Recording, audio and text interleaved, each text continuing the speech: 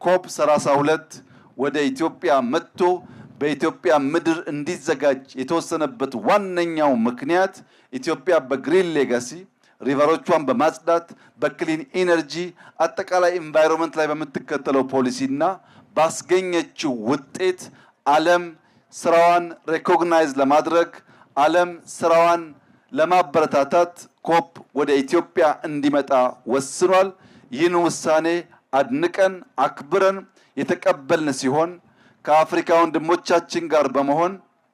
በዓለም ላይ ለረጅም ጊዜ ከሚጠቀሱ የኮፕ ሰሚቶች አንዱ የሆነውን ሰሚት በ2027 በኢትዮጵያ ኢትዮጵያውያንን በሚያኮራ አፍሪካውያንን በሚያኮራ በተለይ ጅቡቲን፣ ሶማሊያን፣ ኬንያን፣ ሳውት ሱዳንን በሚያኮራ መንገድ የምናዘጋጅ መሆኑን ያከበሩንን በማያሳፍር መንገድ የምንፈጽም መሆኑን እያረጋገጥኩ እንደዚህ ያለው ድል እንዲበረታ እንደዚህ ያለው ውጤት እንዲጠናከር በድል እርካታ ሳይፈጠር በትጋት በትብብር አብረን እንድንሰራ አደራላችሁ ፈልጋለሁ።